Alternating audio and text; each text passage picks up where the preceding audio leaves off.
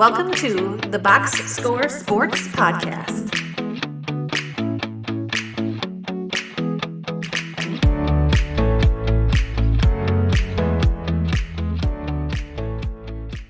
If you are on YouTube, you know that every week I go up against a guest. And last week I went up against DJ, and we were kind of crazy with it. Any half and half game, we're like, let's just do the opposite teams.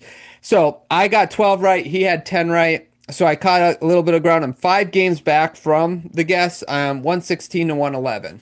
So let's see if I can gain some more ground. So let's do it, Clint. So we have, first of all, games for Thanksgiving Day, Thursday, the Green Bay Packers at the Detroit Lions.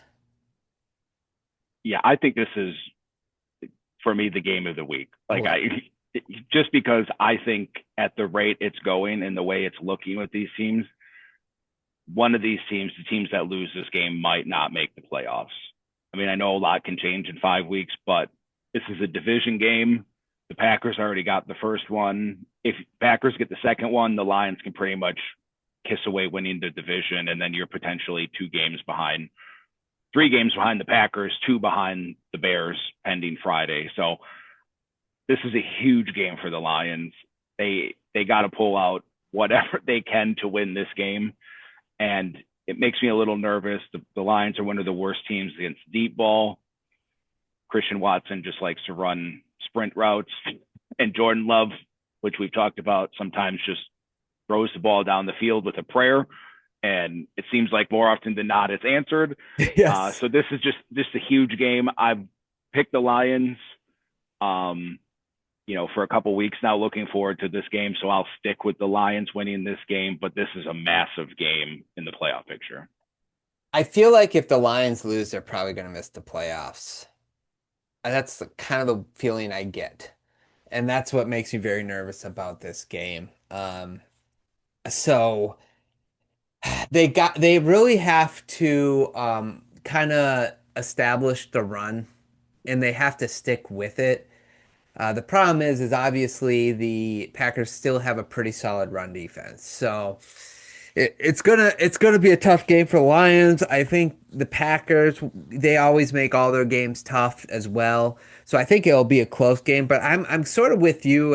Whoever loses this game, they're in pretty big trouble, especially with kind of Dallas coming along a little bit too on the back end. I don't think they'll get there, but it's you got to be watching that. I think you're still going to get the 3 teams from the West.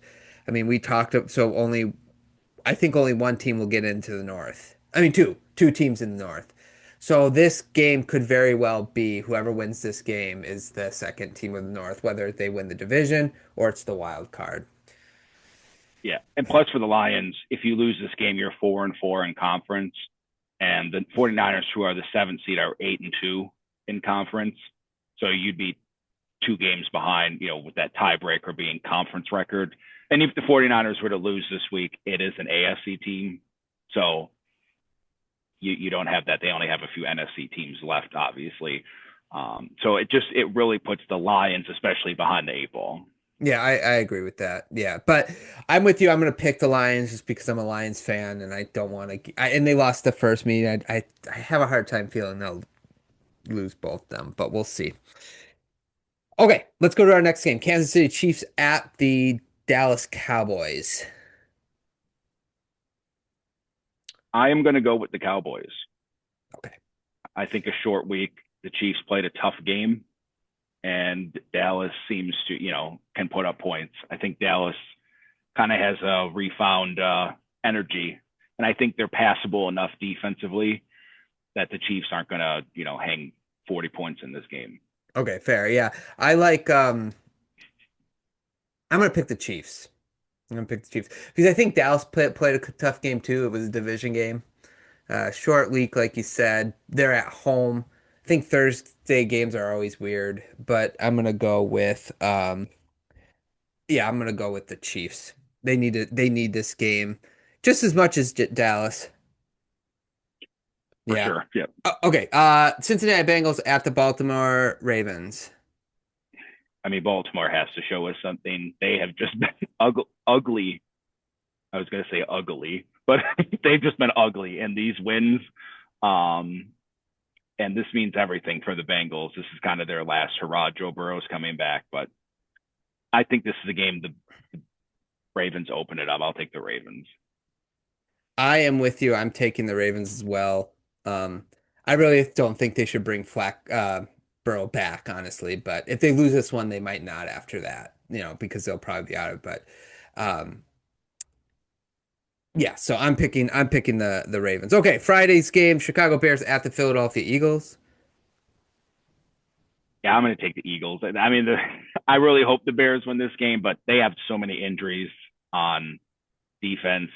And even though the Eagles' offensive line has been meh, I just think this is in Philadelphia. It's a tough ask for the Bears. Yeah, I agree. I'll pick the Eagles as well. Okay, Sunday, San Francisco 49ers at the Cleveland Browns. This will be my upset pick. We've talked about this when the 49ers played Jim Schwartz. I think Kyle Shanahan is 1-9 or 1-10 now. He really struggles on this defensive system. Pending weather, I may be at this game. Oh, really? Yeah, it depends how bad the snow is Sure. Saturday. But it's supposed to be like 40 and rain, potentially rain and wind, and that's Brock Purdy's specialty. So this is going to be my upset pick. I will pick the 49ers to win for our picking back and forth. Okay. But the Browns defense is incredible. Yeah. The 49ers offensive line has been really good the last 4 weeks since they've been healthy. But this is with the weather, like Christian McCaffrey might get like 40 carries and Brian Thomas like 20. Like this is a get up by 10 and then just hide and hope that the Browns can't do anything. Yeah, this is an interesting one. I like that as an upset pick. But I'm with you. I'm gonna go with for picks. I'm gonna go with the Niners. Yeah, yeah. Jacksonville Jaguars at the Tennessee Titans. As ugly as the Jaguars play, I think they again got to win. I think they beat the Titans. Do you feel like the Jacksonville Jaguars are like the Chicago Bears of the AFC? Like those two teams, I mean, they both do it in different ways, but they're kind of like mirror images of each other. They pull these games, and you're just like, I don't know how they're doing it. I just love Liam Cohen's face when it's kind of been a thing the last few weeks, and Trevor Lawrence throws some of these interceptions. Like he's just looking like, what are we doing? Yeah, where are you throwing the ball? Yeah, but this is one of those games for the Jaguars. If you're going to get that 6 or 7 seed, you absolutely cannot lose in Tennessee Titans. I agree. Houston Texans at the Indianapolis Colts. The Colts are my team to watch Okay. this week. They, as we talked about before, they have kind of come back down to earth. The Texans defense, I mean, we briefly touched on it against the Bills, is just incredible. Their pass rush, their back end.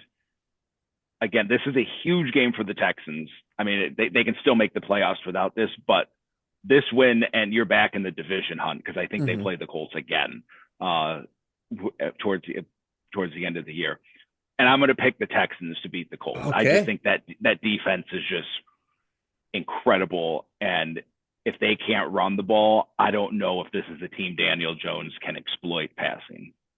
Yeah, I'm nervous for the Colts too. I am going to pick the Colts because I think they lost. They also have a lot to play for because they have to keep up with the Patriots now, number 1 seed. This is a huge game in division, like you said, because if they lose this one, now the Texans are in play. Colts are at home, so I'm going to give them a little bit of a edge there as well. And if you're going to be a legitimate contender, you got to win this game. You got to. So I'm going to pick the Colts. Fair enough. Oh, baby. Oh, baby. Here we go. New Orleans Saints at the Miami Dolphins. This is the, we would call it like a tanking bowl game before. I think the Dolphins are going to win. I think they're actually playing well. Yeah. And unfortunately, depending on how you look at it for you, if you want a better draft pick, I think you're going in the wrong direction. And I think the Dolphins are going to win a few more games and kick yourselves when a pass rusher or a linebacker or something that you really want goes a pick or two ahead. Well, I will say this. In this case, because there's not like elite quarterbacks, I'm less Like, people aren't like talking about quarterbacks in the draft, is what I'm saying. So I'm less upset. I'm still with you. I'm a little still like I'd rather lose than win. But I'm less upset when we win because it's like, well, we're not losing out on a generational quarterback like we've done multiple times. But what's interesting, if they win this game, I think they'll be 5-7. And if they would have, they've lost 4 games by one possession or less, and it's just like, man, it's funny how this team could actually be in a very interesting position in the playoffs, but hunt. But anyway, Atlanta Falcons. I'm picking the Dolphins too. I don't know if I made that clear, but I'm going to pick the Dolphins. Okay, Atlanta Falcons at the New York Jets. I'm going to take the Jets. I think the weather on the East Coast is going to be not great this week, and Kirk Cousins doesn't look awesome. I mean, he got the one deep touchdown to Mooney, but I think the Jets defense is solid enough that you're going to get a couple turnovers from Kirk Cousins, and that's how they're going to. What was that game the Jets won a couple weeks ago? They had like a kickoff and a punt return. Yeah, It was yeah, against the Browns, and then yeah, they just like held on. I'm like, yeah. this feels like one of those games where Kirk stack fumble touchdown or pick six, and then they just hold on. Yeah, I wonder though if it comes down to the run game. I would trust Atlanta's run game, right, with Bijan and Algier. But I also feel like Falcons are one of those teams that like that don't run as much as they should. Like they almost like to pass. That's a good point.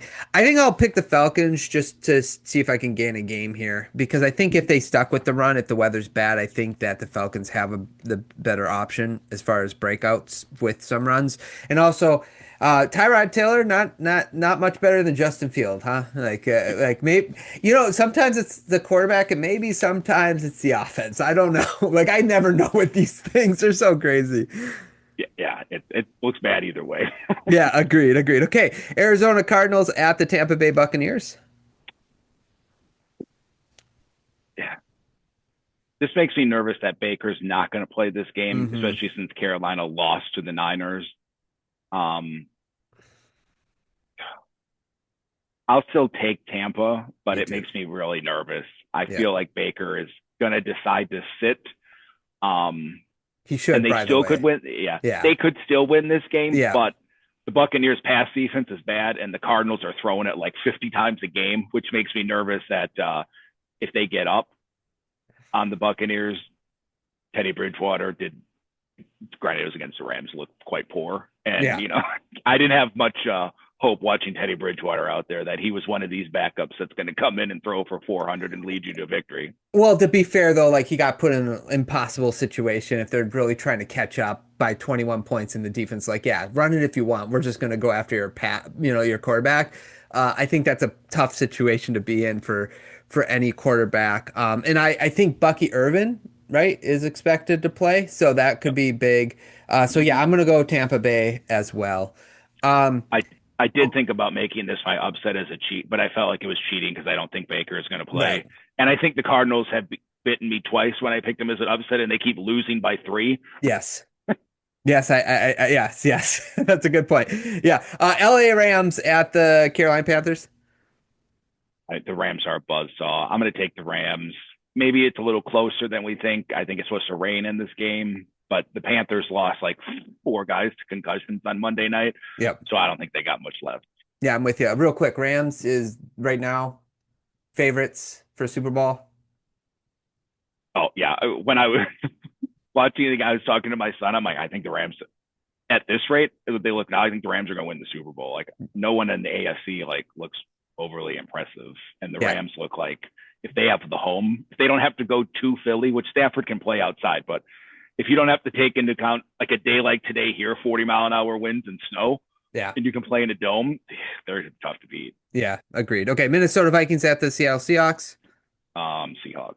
They could win on Seahawks. defense alone in this game. I 100% agree. Buffalo Bills at the Pittsburgh Steelers. Is Rodgers playing or no? It sounds like Rodgers is going to play. Yeah.